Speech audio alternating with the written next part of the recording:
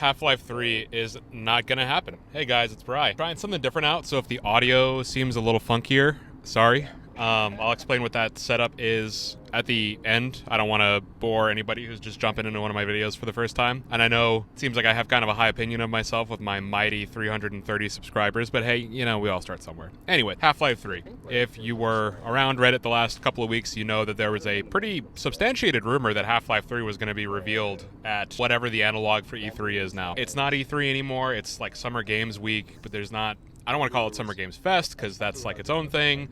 But then Xbox and PlayStation both have directs. I think Nintendo has one coming up too. There's like a PC showcase. Anyways, this year, the rumor was that Half-Life 3 was going to happen. It was going to happen. It was going to happen now, and it's going to come out, and the world is finally going to be changed. Gabe's yacht moved into San Francisco because, God forbid, this guy wants to come and see what games are coming out at Summer Games Fest. He doesn't have to announce anything. But for whatever reason, this happened to just be the more substantiated rumor than the rest of it, right? There's rumors pretty much every year since I can remember that Half-Life 3 was going to be revealed at E3 or at Summer Games Fest or whatever. Never mind the fact that Valve is the size of Rockstar in that they can drop whatever they want whenever they want. They do not need permission from Jeff Keighley or anybody else to showcase their games. They are one of the biggest companies in the gaming hemisphere right now. Never mind all that.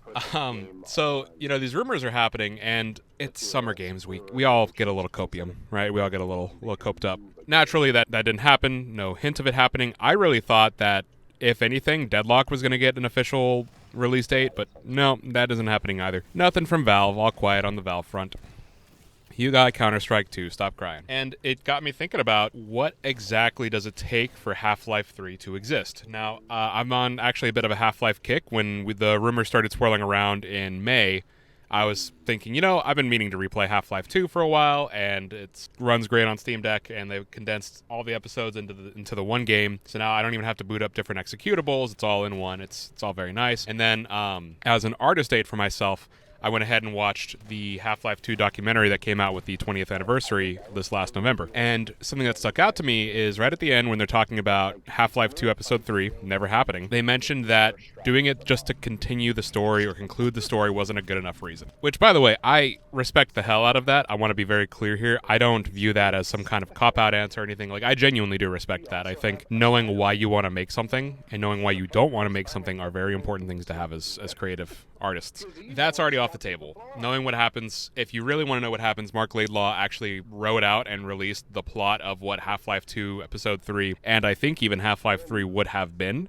He just gender-swapped Gordon and Alex. You can find that on Mark Laidlaw's website. It's worth a read. It's very interesting. Definitely not the ending I would have pictured, but hey, that's fine. I would like to be surprised. So what I take that to mean is Half-Life 3 or Episode 3, whichever one it would have been, will not happen. And let's go ahead and just condense this all into Half-Life 3 at this point.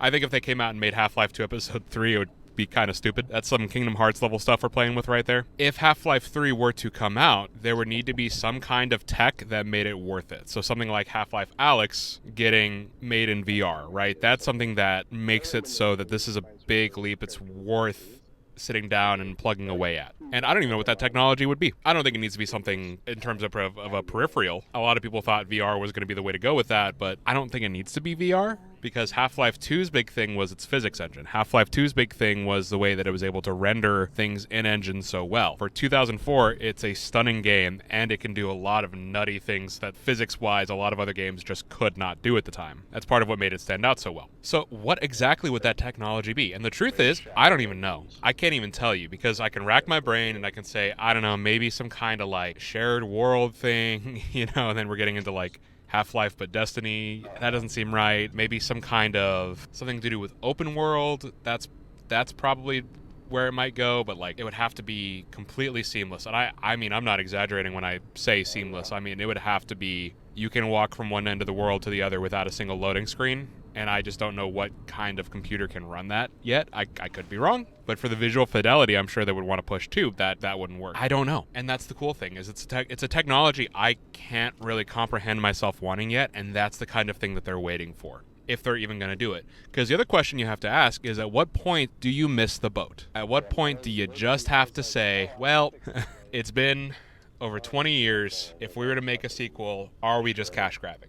Even if that's not what we call it, even if that's not why we want to make it, are we just cash grabbing? Now, understanding a core design philosophy to that level is something that took me a while to really comprehend because, I mean, for a long time, I was in the same boat of they could just release it. Why hold off on it? Imagine how much money you could make. Well, while there is certain things that Valve does that are still big company type things, there's still a lot of soul to the company, which I respect a lot, as much as I can respect a corporation. I'm keeping it reined in, don't worry. But still, not knowing what that technology would be that would bring Half-Life 3 truly to life is a really scary but cool thought.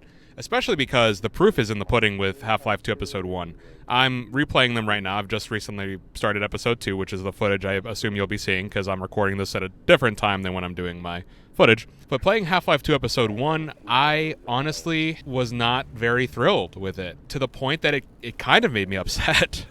Half-Life 2 is this, like, enormous, crazy spectacle. I mean, it's a once-in-a-lifetime game. It's magic. It really is. It's a biblical experience, is what I might say. And I don't think there's anybody who's going to try to contest that and say, oh, it's a woke game, guy with glasses, woman, minorities, you know?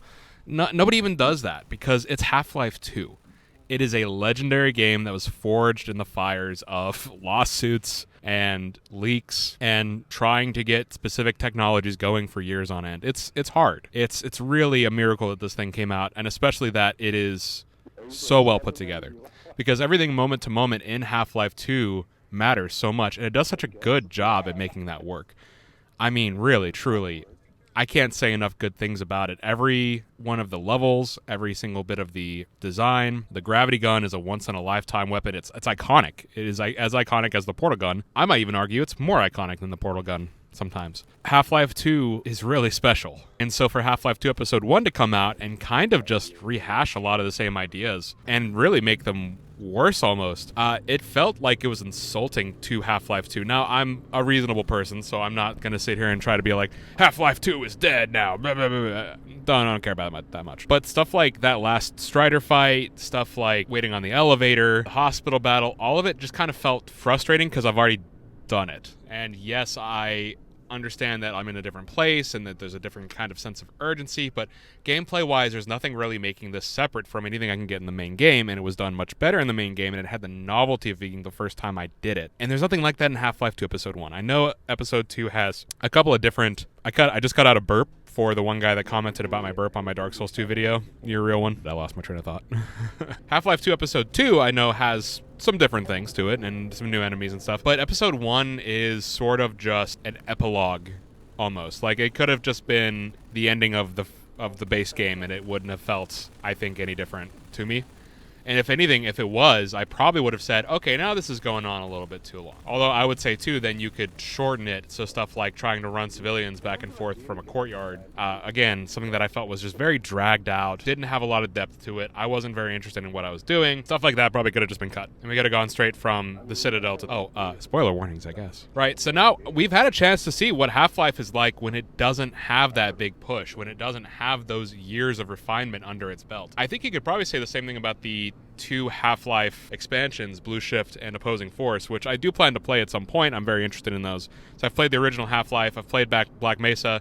I have not played Opposing Force or Blue Shift yet. I want to get to those at some point. But those have kind of a similar reputation in that they're really not holding up what Half-Life is. They're not it in its finest function. It's a very tight, controlled experience. It's a very welcoming experience, and it's going to create a lot of different stories that you can talk with other people about and even share yourself on multiple playthroughs, where you could say, man, that was cool. Man, that was a cool situation. That was a cool way to solve that puzzle. Because even the combat sometimes is a puzzle. Like I sometimes want to say that this is a puzzle game before it's any sort of like a FPS game. Like the way that some fights are very much puzzles, and that trying to get through them is very difficult. I think about storming the Combine Beach, trying to get in a Nova Prospect. That felt like a puzzle because you had to figure out, how do I use these antlions as meat shields to get myself up there? So any other game that doesn't have that sensibility, that doesn't have that time to really iterate and make these experiences special, is gonna feel bad. So in a way, I welcome the fact that there's probably not gonna be a Half-Life 3. The technology isn't here for it, and if the technology wasn't here for it, continuing the narrative wouldn't be a good enough reason. We would get something that we just weren't happy with, and I respect that Valve doesn't want to do that. I do. Now, Portal 3, on the other hand, just kidding. Comment for today. Tell me what was the most believable rumor that you've ever heard about a game that you were like, you heard the rumor and you were sure, you were certain it was going to happen and then it just didn't? This is obviously mine. You know, this time for it to come out of the blue like this, I felt like this is a really substantiated rumor, and then obviously again I coped out a little too hard. It happens, right? So tell me, what was your most believed rumor? Something new I'm trying is I am recording with a microphone in my car while I drive places or to work. I subscribe to the theory of Julia Cameron's Artist Way. One of the things that she mentions is, let me put it in reverse here, that you should be able to use mundane time, like driving dishes, to, instead of consuming a bunch of media to fill your time, instead use that to process thoughts. And that's what I'm trying. And so far, I think it's going to be pretty cool. Thanks for watching.